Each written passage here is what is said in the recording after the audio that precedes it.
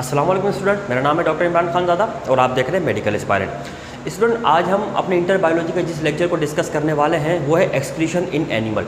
इससे पहले हम लोग एक अपना लेक्चर मुकम्मल कर चुके हैं एक्सक्रीशन इन प्लांट्स।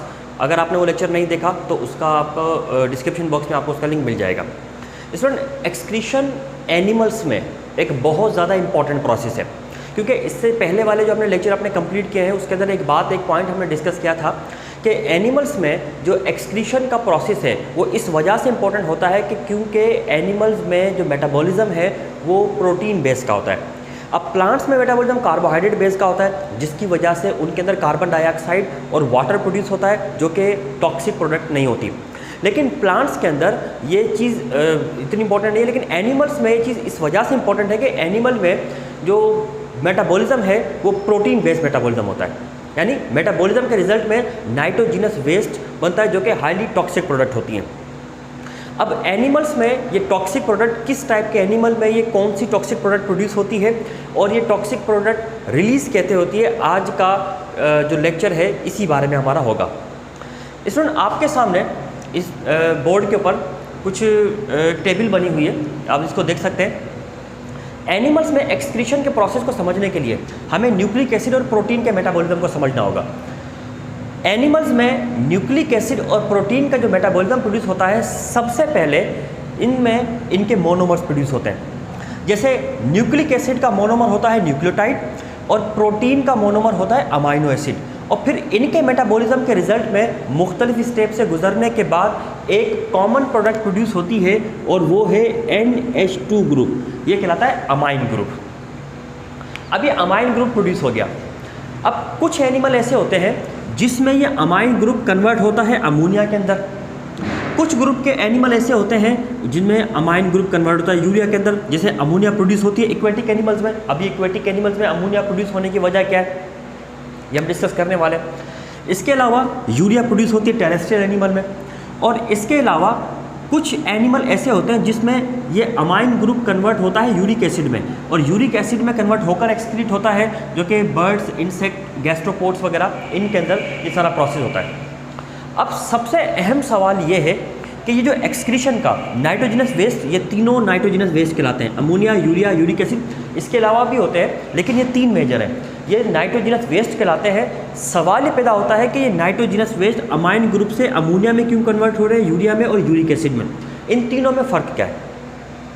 सबसे इम्पॉर्टेंट जो दो फ़र्क इन तीनों चीज़ों में है जो कि सबसे अहम है, एक इनकी टॉक्सिसिटी का और दूसरा इनकी सॉल्युबिलिटी का। अमोनिया गैस का जो मॉलिक्यूल होता है सबसे सिंपल होता है, हाईली टॉक्सिक होता है और इसकी सॉल्युबिलिटी वाटर में बहुत ज़्यादा होती है। इसलिए इनको एनिमल्स की बॉडी में एक्यूमुलेट होने भी नहीं दिया जा सकता, क्योंकि एनिमल्स की बॉडी में ये एक्यूमुलेट होगी तो प्रॉब्लम कॉज करेगी।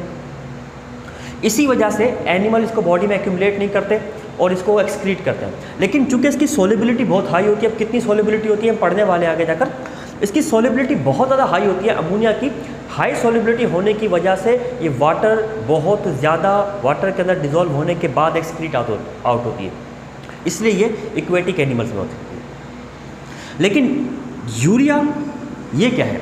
यूरिया दरअसल अमोनिया की एक प्रोडक्ट है, यानी मतलब ये अमोनिया ही होता है जो यूरिया के अंदर कन्वर्ट होता है। लेकिन अमोनिया यूरिया में कन्वर्ट तो होता है, लेकिन ये एक एनर्जी डिपेंडेंट प्रोसेस है। अब देखें कि एक ऐसी चीज़ जो कि खुद ब खुद रिलीज़ हो सकती है, उसको कुछ एनिमल अपनी बॉडी के अंदर कन्वर्ट करते हैं दूसरी चीज़ में और एनर्जी भी खर्च करते हैं। उसकी वजह क्या है? वजह वही दो कि इसकी टॉक्सिसिटी और सॉल्युबिलिटी। पहली बात तो है कि यूरिया अमोनिया के मुकाबले में लेस टॉक्सिक है और कॉम्प्लेक्स मॉलिक्यूल होने की वजह से इसके सॉल्युबिलिटी भी इसके मुकाबले में कम होती है, और कम सॉल्युबिलिटी होने की वजह से अगर इसको बॉडी से बाहर एक्सक्रीट करना है तो एक्सक्रीशन के प्रोसेस के लिए किसी किस्म के एक्स्ट्रा वाटर की ज़रूरत नहीं पड़ती। कम क्वांटिटी में अगर वाटर हो तो उसमें एक्सक्रीट आउट हो जाएगा ये। तो इसका मतलब है ये उन एनिमल में एक्सक्रीट होगा जिनको वाटर ज़्यादा एक्सक्रीट करना अफोर्ड नहीं कर सकते, मतलब टेरेस्ट्रियल एनिमल। इसके बाद तीसरी चीज़ है यूरिक एसिड। यूरिक एसिड भी इसी ग्रुप की प्रोडक्ट है, और यूरिक एसिड को भी बनाने के लिए बहुत ज़्यादा एनर्जी की ज़रूरत पड़ती है, और इसको यहाँ बॉडी से रिमूव क्यों किया जाता है, इसके भी वही दो रीज़न है, यानी एक इसकी टॉक्सिसिटी और दूसरा इसकी सॉल्युबिलिटी। इन तीनों के मुकाबले में सबसे लेस टॉक्सिक जो होता है वो यूरिक एसिड होता है, और यूरिक एसिड को बॉडी से बाहर एक्सक्रीट करने के लिए बहुत ही कम पानी चाहिए होता है। इसलिए वो तमाम एनिमल जिनको वाटर को अपने अंदर मुकम्मल तौर पे कंजर्व करना होता है, उनके अंदर ये यूरिक एसिड सबसे बेस्ट प्रोडक्ट होती है एक्सक्रीट करने के लिए।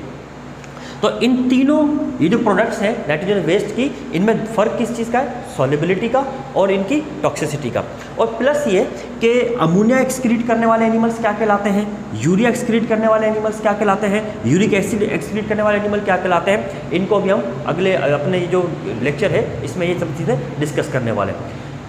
हम सबसे इंपॉर्टेंट जो चीज़ जिस चीज़ को बेस बनाकर इस लेक्चर को आगे लेके चलेंगे वो है toxicity and solubility of these molecule. ये सबसे सिंपल मॉलिक्यूल है, ये उससे कॉम्प्लेक्स है, ये सबसे कॉम्प्लेक्स है, ये हाईली सॉल्युबल है, ये स्पेरिंगली सॉल्युबल है, और ये कंप्लीटली इनसॉल्युबल मॉलिक्यूल होता है।